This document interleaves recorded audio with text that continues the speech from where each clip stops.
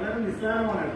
അതായത് ശരീരത്തിന്റെ പ്രതിരോധ ശേഷി എപ്പോഴാണോ കുറയുന്നത്, എപ്പോഴാണോ തകരാറിലാകുന്നത്, ആ സമയം ശരീരം നമുക്കൊരു സൂചന തരും.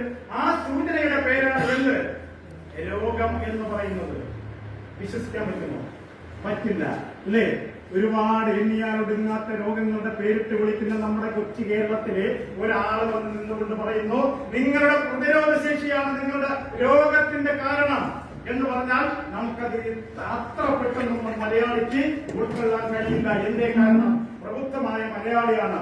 പ്രബുദ്ധർ നമ്മൾ അഹങ്കരിക്കുന്ന മലയാളികളാണ് നമ്മൾ ഓരോരുത്തരും ഉള്ളത്. നമുക്ക് അറിവുണ്ട്. നമുക്ക് വേണ്ടത് എന്താണ്? തിരിച്ചറിവാണ് വേണ്ടത്. ആ തിരിച്ചറിവ് എവിടെ നിന്നാണ് കിട്ടുന്നത്?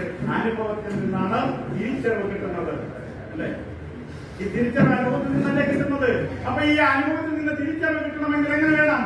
നമ്മൾ ഇന്നത്തെ ആരോഗ്യാവസ്ഥയിൽ നിന്ന് നമ്മൾ മാറി നമുക്ക് ഇന്നുണ്ടായിരിക്കുന്ന രോഗങ്ങൾ നമുക്ക് തടയിടാൻ സാധ്യമാകണം. ആണോ വേണ്ടയോ? വേണം.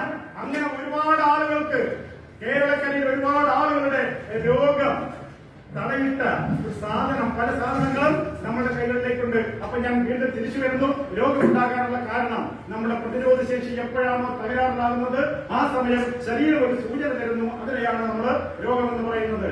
അപ്പൊ അങ്ങനെയാണെങ്കിൽ ശരീരത്തിന്റെ പ്രതിരോധ ശേഷി നോർമലാക്കിയാൽ രോഗത്തെ തടയാൻ സാധ്യമല്ലേ? രോഗത്തെ തടയാൻ സാധ്യമാണ്. അപ്പൊ പ്രതിരോധ ശേഷി എന്തുകൊണ്ടാണ് കുറയുന്നത്? നമുക്ക് ദൈനംദിനം പ്രവർത്തിക്കാൻ നമുക്ക് എന്ത് വേണം? ഊർജം വേണം. ഈ ഊർജം എവിടെ നിന്ന് കിട്ടും?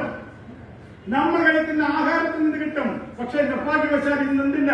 നമ്മൾ കഴിക്കുന്നത് മുഴുവനും വിഷാംശമുള്ളതോ അല്ലെങ്കിൽ ക്വാളിറ്റി ഇല്ലാത്തതോ ആണ്. അതിന് നമുക്ക് എന്ത് ചെയ്യാൻ പറ്റില്ല. എല്ലാവർക്കും ഇപ്പൊ എല്ലാവരുടെ വീട്ടിലും പച്ചക്കറി ഉണ്ടാക്കി കഴിക്കാൻ സാധ്യമാണോ? സാധ്യമല്ല. അതിനൊക്കെ ഒരു പരിധിയുണ്ട്. നമ്മൾ എല്ലാവരും പറയും നിങ്ങൾ ഉണ്ടാക്കി കഴിക്കും. അതൊന്നും സാധ്യമല്ല. അതിനൊക്കെ ഒരു പരിധികളുണ്ടല്ലേ? നമുക്ക് പുറത്തുനിന്ന് വാങ്ങിയേ പറ്റൂ. ആ പുറത്തുനിന്ന് വാങ്ങിയിട്ട് അതിൽ നിന്ന് വരുന്ന വിഷാംശത്തെ തടയാൻ ആർക്ക് പവറുണ്ട്? ഈ ബോഡിക്ക് പവറുണ്ട്. അതാണ് സൃഷ്ടിയിൽ നമ്മൾ കാണേണ്ടത്. നമ്മുടെ ബോഡിക്ക് പ്രതിരോധ ശേഷിയുണ്ട്. ആ പ്രതിരോധ ശേഷിയെ നിലനിർത്തുക എന്നുള്ളതാണ് നമ്മുടെ ഉത്തരവാദിത്വം. അപ്പൊ ഫുഡിൽ നിന്ന് കിട്ടാത്ത പല വൈറ്റമിൻസുകള്, മിനറൽസ്, എൻസൈമുകള് അതെല്ലാം പുറമേ നിന്ന് നമ്മളൊരു ഫുഡ് സപ്ലിമെന്റ് ആയിട്ട് കൊടുക്കേണ്ടതുണ്ട്. ആ ഫുഡ് സപ്ലിമെന്റിന്റെ പേരാണ് നമ്മുടെ